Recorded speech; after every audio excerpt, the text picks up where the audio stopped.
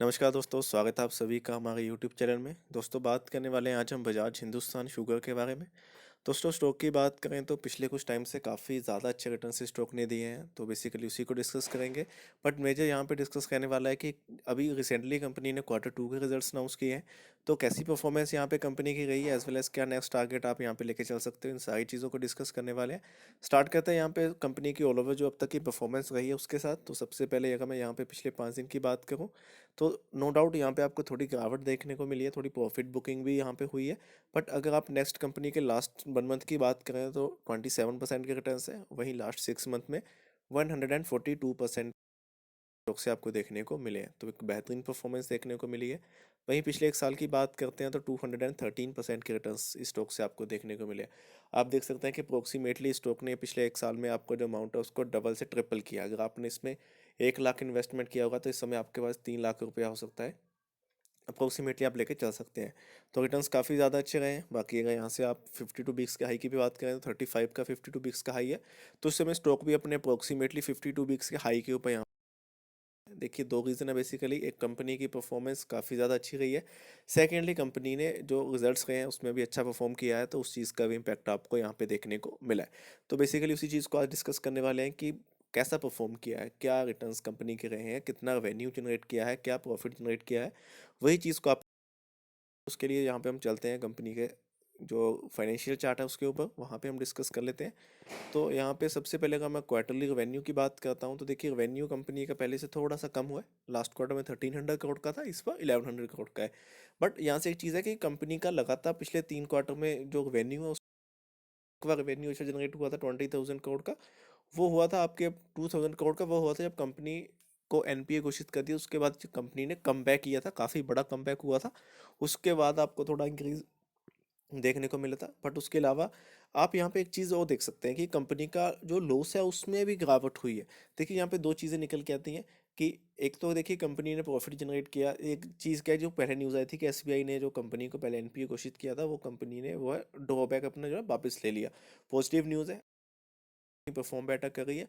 But दूसरी चीज़ क्या है कि कंपनी का वो चीज़ का इम्पैक्ट जो है कंपनी के फाइनेंशियल्स के ऊपर देखने को कम मिल रहा है।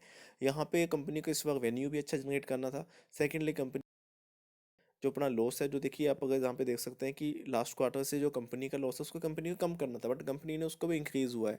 तो यहाँ पे एक बार फिर से कंपनी ने एक क्वेश्चन मार्क लगा के खड़ा कर दिया है कि क्या रियलिटी में ये स्टॉक जो है स्टैंड कर पाएगा। क्योंकि देखिए, नो डाउट कंपनी ने अपना जितना भी डेट है मैक्सिमम क्लियर किया है, नो डाउट, उस चीज़ में कोई डाउट नहीं है। लेकिन अगेन कंपनी लगातार लॉस में अगर नजर आएगी तो वहाँ से फिर से आपको इसमें देखने को मिलेंगे। रिटर्न्स अच्छे दिए हैं, नो डाउट, उस चीज़ में कोई भी यहाँ पे क्लैरिफिकेशन नहीं है। क्यों? क्योंकि यहाँ पे कंपनी के जो रिटर्न्स निकल के आए हैं वो कंपनी की जो न्यूज़ निकल के आई है, न्यूज़ के अकॉर्डिंग आपको रिटर्न्स देखने को मिलेगा। आप सभी को मालूम है कि जो न्यूज़ के रिटर्न्स होते हैं वो एक टेम्परेरी रिटर्न्स है, कुछ दिनों के लिए उस चीज़ का इम्पैक्ट आपको देखने को मिलेगा। बट जो ओवरऑल कंपनी का ग्राफ चलता है वो कंपनी की परफॉर्मेंस के अकॉर्डिंग चलता है कि कंपनी क्वार्टरली वाइज कैसा परफॉर्म कर रही है। तो यहाँ से एक बार फिर से थोड़ी सी निराशा यहाँ पे हमें हाथ लग गई है कि कंपनी ने यहाँ पे रेवेन्यू भी कम किया है, एज वेल एज कंपनी का जो लॉस है वो भी पहले से इंक्रीज हुआ है। तो वो चीज़ यहाँ पे आपको देखने को मिली है। सेकेंडली, अगर मैं बात करता हूँ यहाँ पे आपके पास कंपनी के शेयर होल्डिंग पैटर्न की भी, तो यहाँ पे भी आप देख सकते हैं कि आपके पास 24.95 अप्रोक्सीमेटली 25% की होल्डिंग प्रमोटर्स के पास है, काफ़ी कम होल्डिंग है। बट दूसरी चीज़ क्या है कि जो एक सदियों से कंपनी का चला रहा है कि कंपनी के 100% स्टॉक्स प्लेज के प्लेज हैं, वहाँ पे भी कुछ खास चेंजेस आपको देखने को नहीं मिले हैं। इस क्वार्टर में भी कंपनी ने उसको कैरी फॉरवर्ड करते हुए 100% स्टॉक्स जो कंपनी के प्लेज आपको देखने को मिल रहे हैं। तो वो चीज़ यहाँ पे एक बार फिर से आपको जो है देखने को मिल रही है। तो यहाँ से देखिए एक चीज़ है, अगर तो आप कंपनी जो स्टॉक एक अच्छी खासी रिटर्न्स दे रहा है, यानी कि आपने इसको 15 to 20 रुपीज़ के ऊपर इन्वेस्ट किया, इस समय आप देखिए नॉर्मल सी बात है कि अच्छे खासे रिटर्न्स में होंगे।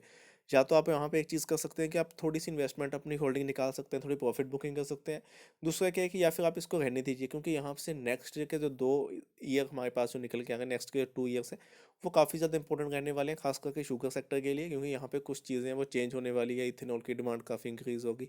वो चीज़ें यहाँ पे जो आने वाले टाइम में आपको देखने को मिलेगी, तो इम्पैक्टफुल स्टॉक रहेगा।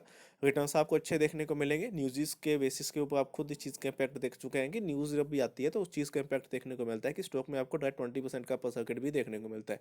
तो उसके लिए आप इन्वेस्टमेंट कर के चल सकते हैं। बाकी अगर आप फेस करेंगे कंपनी की फाइनेंशियल प्रॉब्लम्स, की कंपनी फाइनेंशियली वाइज कैसी है, देन जहाँ से मैं आपको बिल्कुल एडवाइस नहीं दूंगा।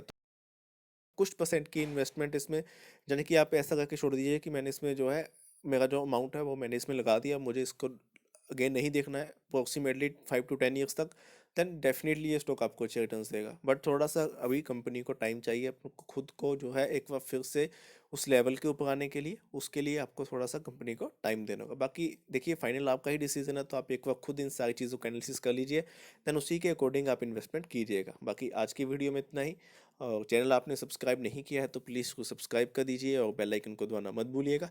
एंड आज की वीडियो में दोस्तों इतना ही, धन्यवाद।